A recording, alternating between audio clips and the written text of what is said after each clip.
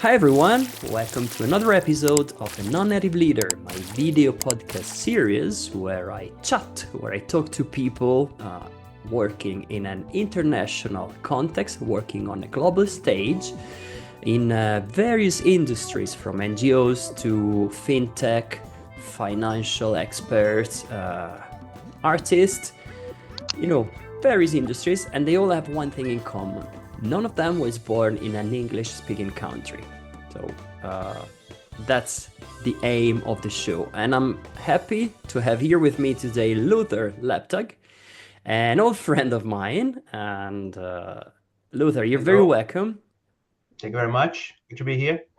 Thanks for joining me. And yeah, I'm sure you have some interesting stories to share.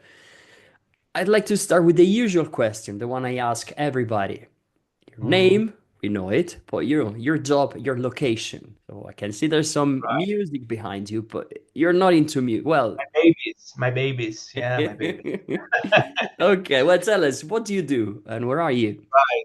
Yeah. So my name is Luther. I'm currently based in Berlin, Germany. And so my current job, I'm a project manager. I'm IT project manager, and I'm a lead transition manager for Lenovo. Currently, Okay. been working there now a year.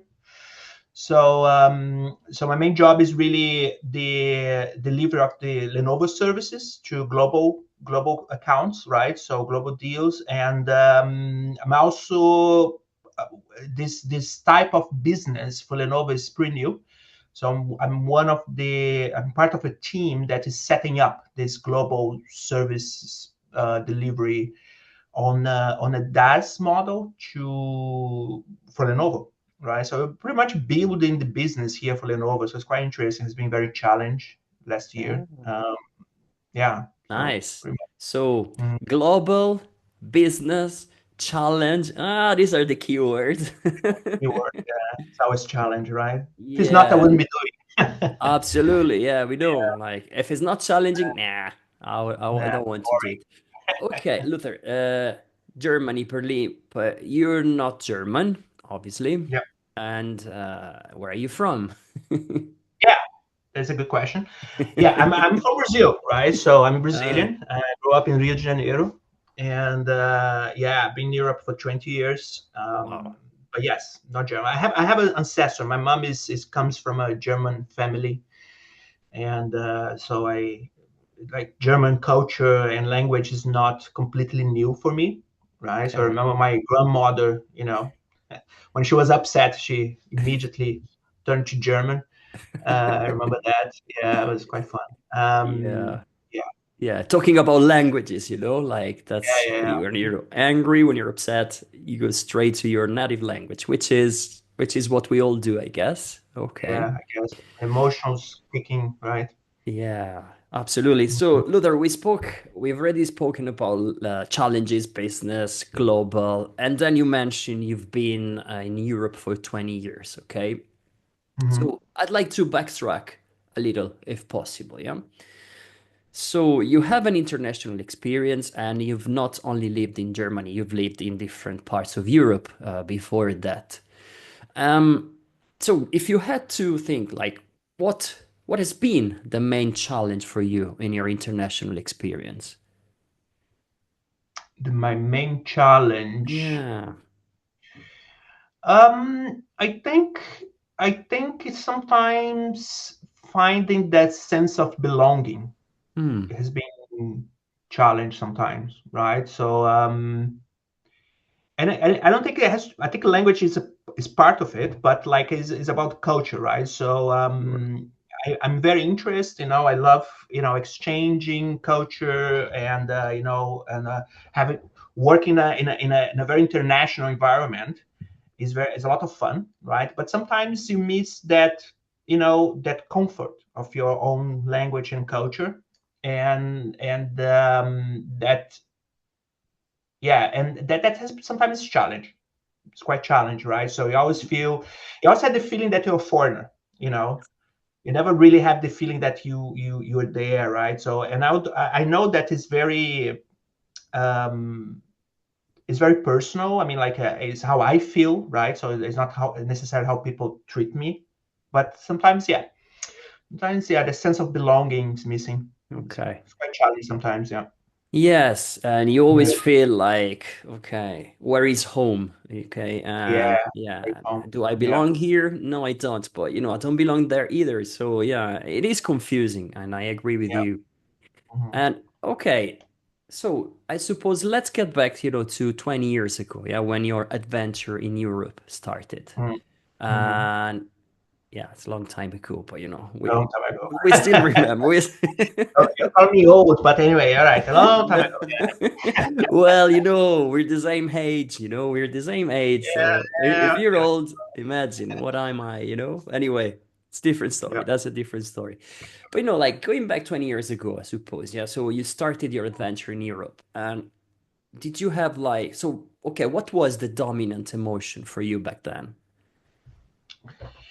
Well, I think when I came here, this was quite funny because when I came first to Europe, I went to Germany, right? So I went to live in a city called Erfurt. It's right in the Mm. middle of Germany, and my knowledge of German was slim. I couldn't really have a full conversation.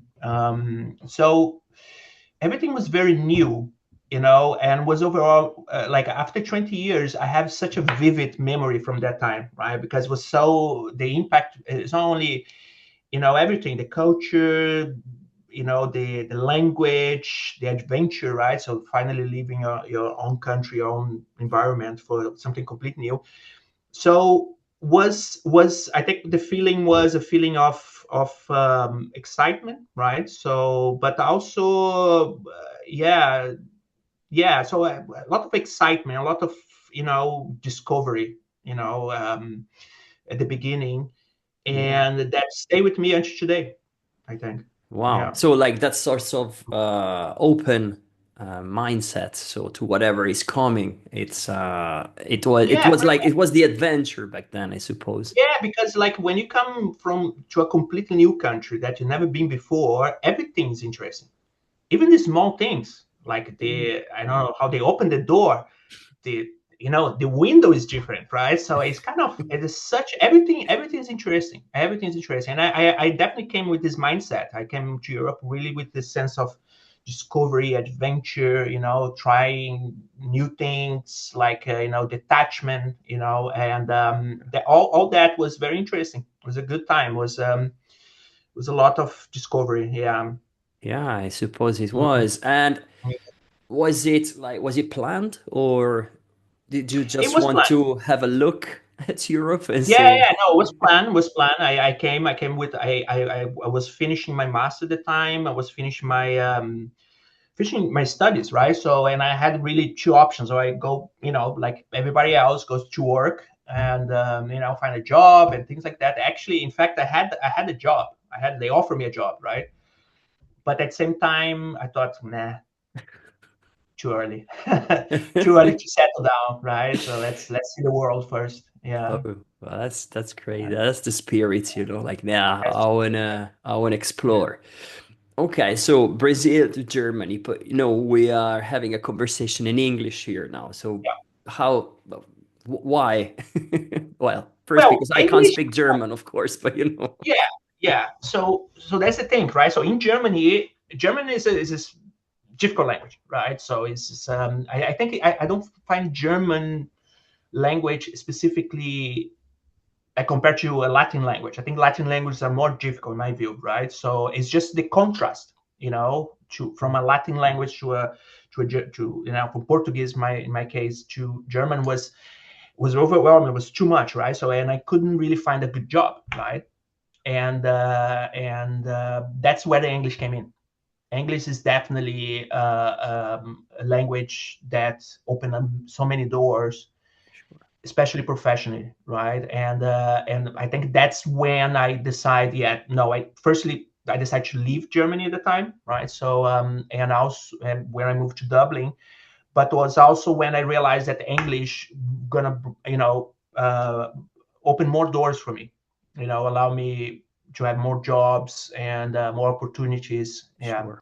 So that's when I decided to leave German for a while. I never really left German language studies, let's say, right? So I kept learning up still today, right? So I'm still learning, but I definitely decided to focus on on my professional life, and that's where I focus completely on English. Yeah. Yeah. And so Mhm. it was a conscious decision, concentrate on English and then move to an English speaking country. Yes. Was that what Yes. happened? Pretty much. Yeah. Okay. Yeah. Especially the IT. Like I work with IT environment, right? So Yeah. English. That's it. Yeah. Yeah. You can't ignore it, can you? No, you can ignore. That's it. And Some people try. Yeah. Some people try. The Germans try. Oh, let's speak in German, and then they, just realize that all the expressions are in English. So yeah, it yeah, just doesn't work, does it? it doesn't work. And so new adventure in an English speaking country. And how was the impact when you started there? Well, firstly, I realized that my English was not very good. I think that I always had this. I always thought my before I studied English, like everybody else in school, and I had listen. I love rock and roll, so listen to English music. I just thought, my English is fine. I'm gonna get job in like in 2 minutes. No, it's not like that. I think fluency is very important, right? So, and I didn't have that. I knew I had a good vocabulary. I could understand well, but I didn't have the fluency. Fluency takes time, right? So that was my first. Oh, okay, I need to work on that. And so, but it's good. It's good that happened because I had to make some adjustments Yeah, that's to interesting. So get fluency. what did you do, yeah, to improve your fluency? Well, the first thing I realized is that I have to speak English. I have to Hmm. speak English. Whatever's the case, I need to speak English. And what happens is that when I moved to Dublin, I went to work for Xerox, where we met, and one of my first jobs was to work on the Portuguese market. So Oh I yeah. started to work in Portuguese. So that was, you know, I had my English was enough to get this type of job, but that was not good enough to develop the language. So I realized that I have to find a way to speak at least 50% of my time. I need to speak in English somehow, right? So is it at work or at home? And because I was working in Portuguese, I decided to move to a place where I live with English speakers, Yeah. and that was a big difference. Yeah, because it forced me. So you need to speak. You need to speak. You Yeah. need to find a way to every day use the language to get the fluency, right? So study Absolutely. is not enough. Yeah, so that's what I did. I moved to a house and was with two girls there, like one from Ireland, the other one from England. Okay. So you were all you were hearing was English all the time English. when you were back home. And if you wanted to interact, obviously you had to speak. So Yeah, exactly. yeah. Exactly. Yeah. And And I do it's like to great. interact. Yeah. Exactly. And it's great when you have like when you have a need when you're there and you Mm, want to make yourself understood, you have to speak and you have to speak. somehow Yeah, you yeah. forget about your mistakes, you forget about your grammar, you just want to Yeah, communicate. you need to also kind of allow yourself for mistakes and because there's no other way, right? So it's a cognitive type of knowledge, right? So that you can study, but the fluence, right? So the fluency of speaking, you need really to practice until Yeah. you get to that level, right? And the only way to do that is really talking, doing mistakes. And so if you're lucky to find the people that can correct you without being judgmental, which is sometimes difficult. Yeah, Yeah, that's what I did. that is a key point actually. Correcting Yes. without being judgmental. Yeah. I mean, a lot of teachers end up, correcting and being judgmental, but also people, and Yeah, it's that's like yeah, that's not the way, right? So you need to allow yourself to be corrected, sometimes in a very strange and uncomfortable situations, right? So I remember like someone correct me like in a party in the middle of a group. You feel like an idiot, right? So but no, but you don't do that. You just don't do that. It's rude, I yeah, think. yeah, it's horrible, Oh but gosh. yeah, price you pay, right? Yeah. Yeah, because these Mhm. days we talk a lot about feedback, yeah, like how to give Mhm. feedback, how to receive feedback, which is great. But come on, feedback like that at a party is just plain rude, in my opinion. You just don't Just do not good. it. Yeah. Just don't do it. Don't What do did it. It was what a did you girlfriend at tell? that time. What did you tell them? I'm just curious. Yeah, firstly I was blush, right? So I don't remember what I said, but I definitely did some grammar mistake. I still Yeah, do, right? So yeah, today, but and she correct me. Oh, it actually say like that, and I was like so blush, And later on, I gave her a really hard time. Don't yeah. do that. Not in the middle of the party, like. But you did well, man. Like Yeah, yeah, yeah. I know, let's I know, just I know. let's just don't do these things. Okay. Don't do those things. Well, this is great. So like having I suppose changing the mindset and like you had a clear objective. So I want to be fluent because I want to be able to I don't know maybe get a better job. I suppose because you were like an entry level and Mhm. you wanted to excel. You wanted to expand. So, moving to the house with English speakers was something that helped. And was that, I mean, was that a turning point for you, both from a confidence point of view and a career point of view, or was there more? No, I don't think it was a turning point.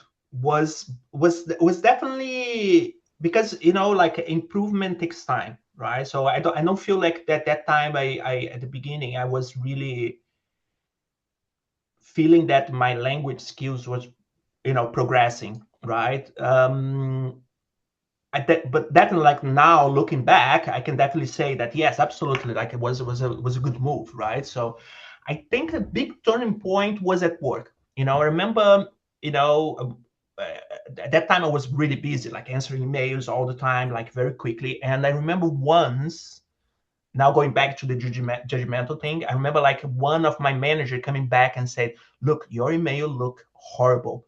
It's full of mistakes. It doesn't make sense. Work on that." Oh, That for me was a big turning point, right? So that I was sending email, but without really worrying of, okay, does my email make sense? Is grammatically correct, right? So because it was so quick, I have to reply and I'm pretty sure I was doing that for a while until someone stopped me and said, it was a nice guy. I'm so glad he did that. I didn't oh, feel judgmental. I think I actually very very happy and thankful that he did that because that definitely opened my mind.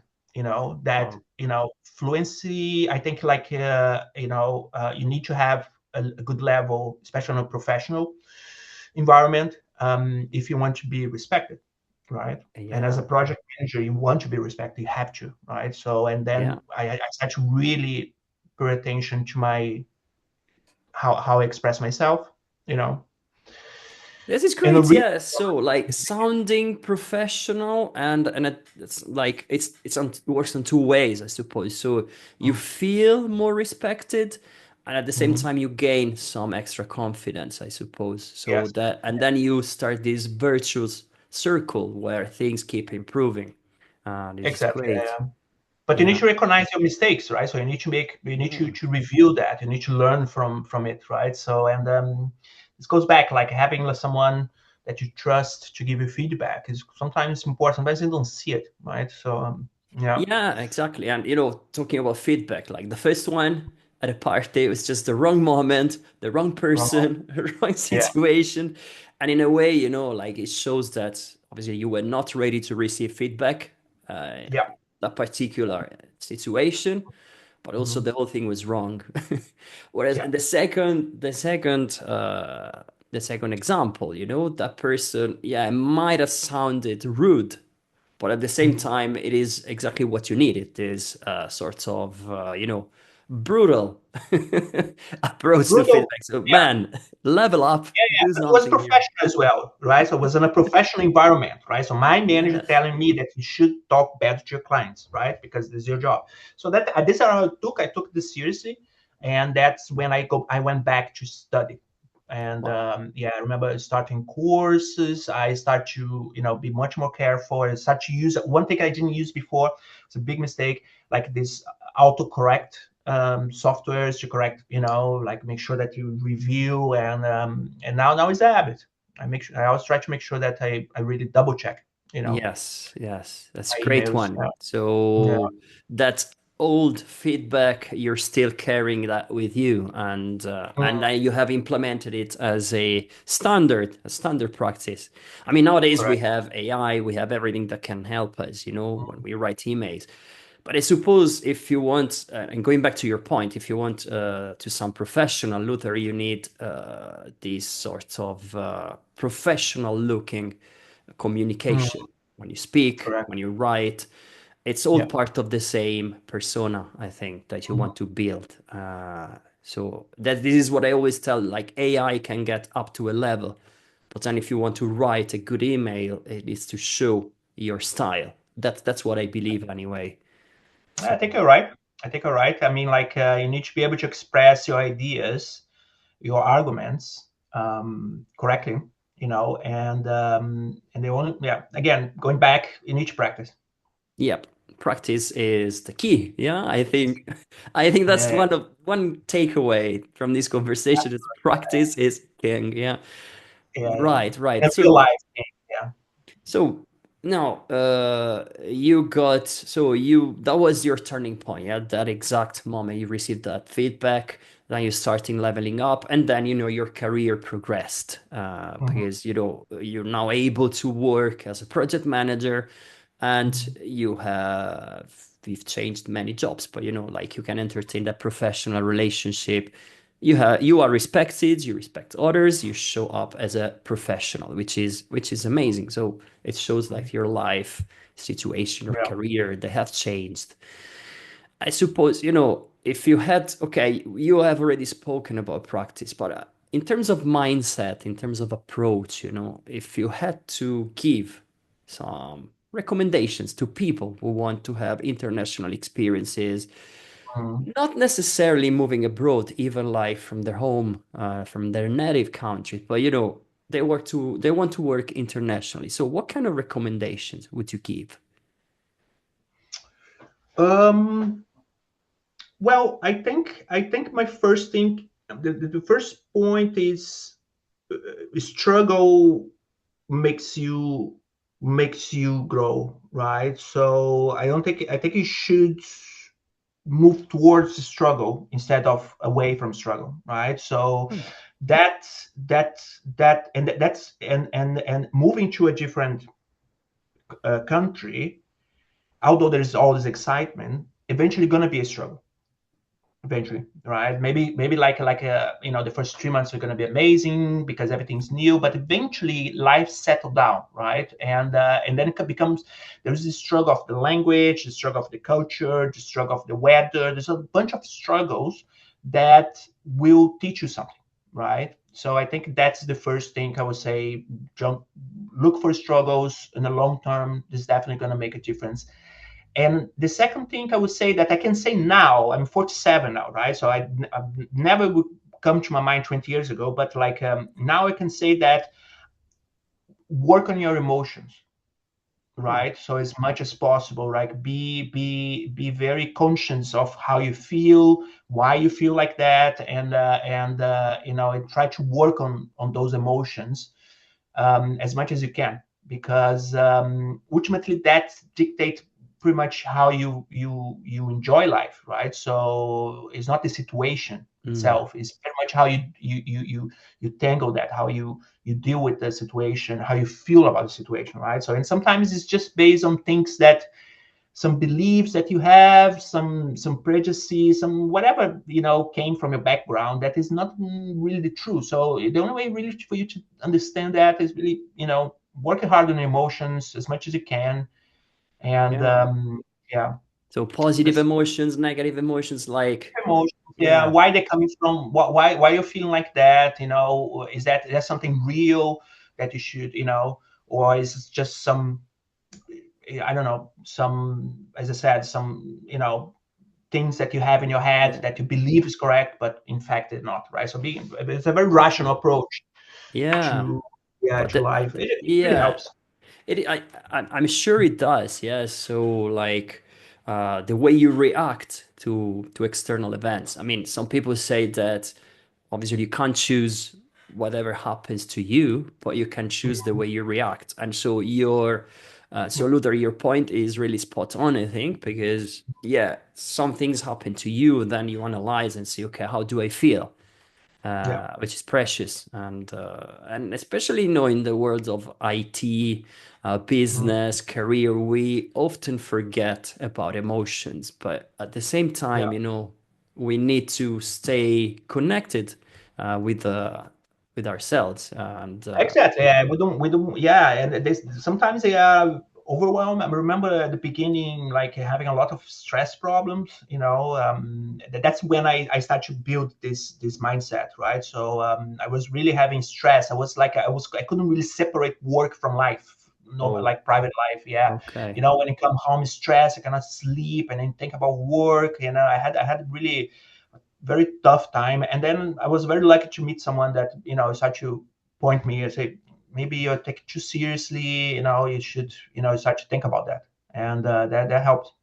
It helps a yeah. lot. Yeah, And you yeah, start asking the right questions, and you somehow start slowing down that process, yeah. that Put can things in lead, perspective. Yeah, put things in yeah, because perspective. Yeah, it can lead to burnout, which is terrible, and yeah. that is okay. So yeah, so practice emotions, and Run through struggles. exactly, and go, and don't ignore your start. Don't Mm, I suppose don't fly away. Don't right. stay there, stay in the Yeah, situation, stay in the moment. This is precious advice, yeah. Luther. Thank you very much for that. Look, it's been a pleasure talking to you. I'm going to take notes because I love this thing about emotions, and that's something Yeah. that not everybody mentions. So I thank you for that. And yeah, it's been a pleasure, Luther. Thank you very much for being here with me, and I'll see you soon. Thank you very much. Thanks for having me. Okay, and everybody, thank you for watching, for sticking around, and I'll see you in the next episode. Bye.